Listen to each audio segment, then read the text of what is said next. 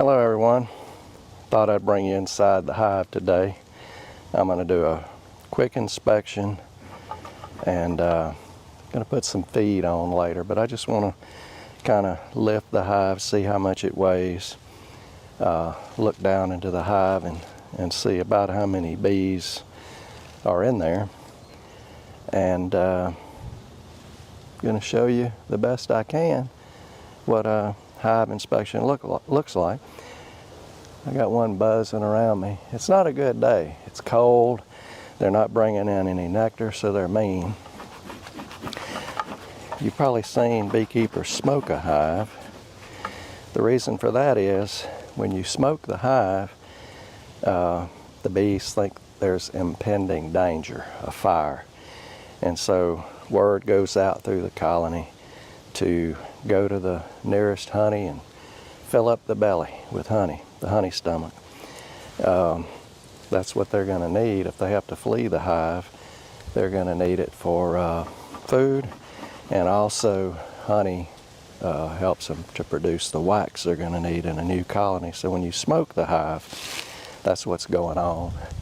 And it's also good to smoke yourself, because if you do trigger the sting reflex, this kind of masks your scent and that sting response pheromone. Alright, just a few little puffs, don't need a whole lot. They'll start communicating right away. Okay, when it's cold like this, the material that they use to seal the hive, propolis, is hard. It's not soft. So it's a little difficult sometimes to get into the hive. And for that you use a hive tool. Just to kind of pry. Once you get the lid up, it's a good idea to puff a little smoke under the lid. Like I say, not too much. Give it a few minutes. Takes them a little while to feast on that honey. All right.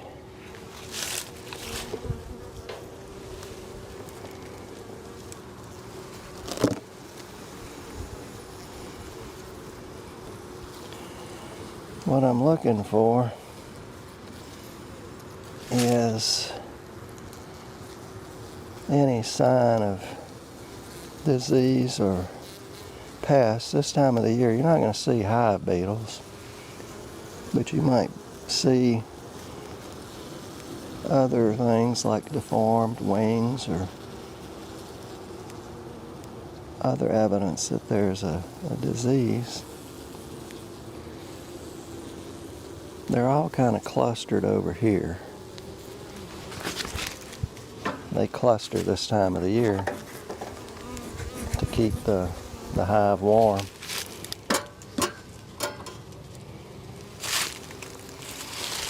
Bring the other camera over.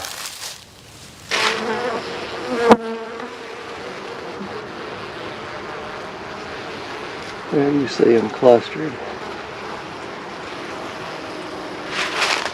And you've got all this wild comb, it's called, that they were making on the top.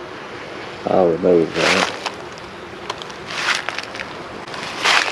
But as I'm looking in, I'm seeing capped honey. I don't know how well you can see it. I may pull out one frame. I don't want to struggle too hard with that. Like I said, the propolis is hard.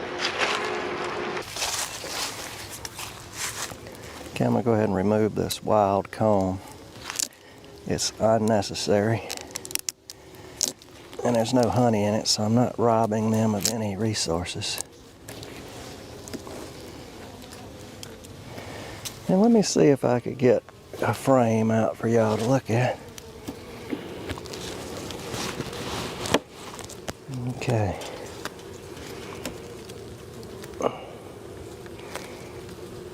No, it's a little tough. Okay, we got that out. But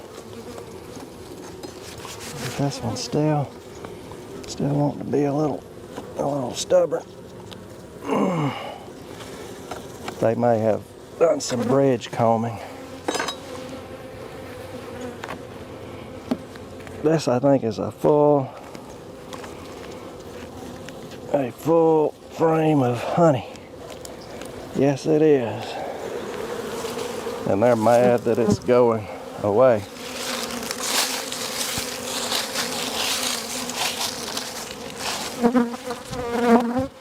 That's what a frame of honey looks like.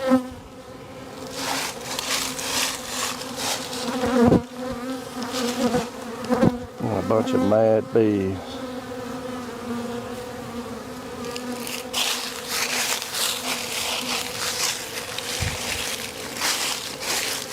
Now it's possible not a single one would sting me.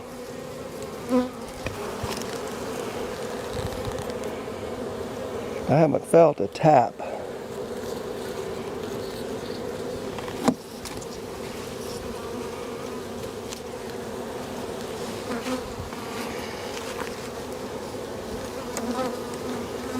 What I've learned today is they're not starving.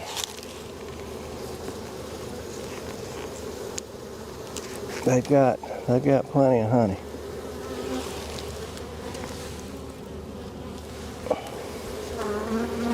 So my plan to put feed on top, I may delay that for a little bit longer. Look, because their natural honey is naturally better for them than sugar water.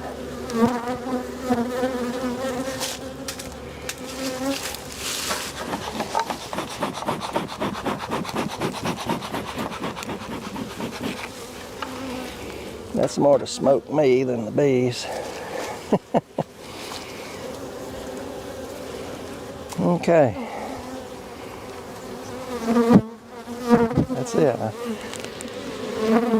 just wanted to show you a little bit about that. I'm gonna have to get behind the camera because I want to get something in focus to show you. This is the propolis I'm talking about. Very sticky stuff made from the sap of trees.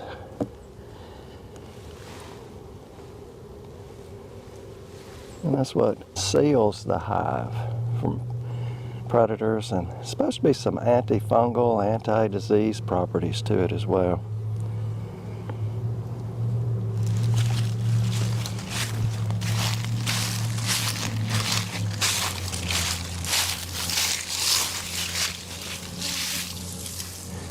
I'm gonna finish scraping off this wild comb.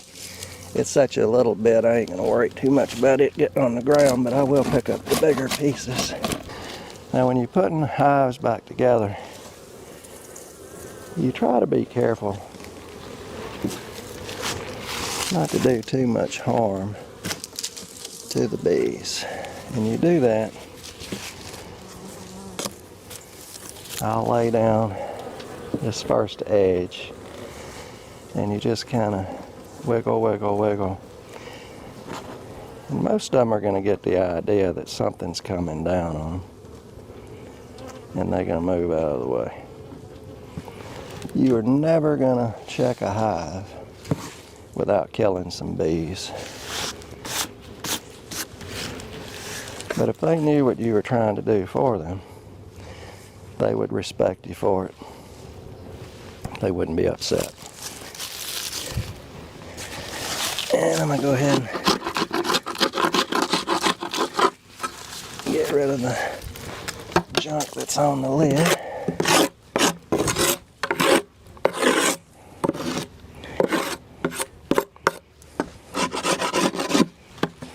They've been doing a good job of keeping things out of the hive. All right.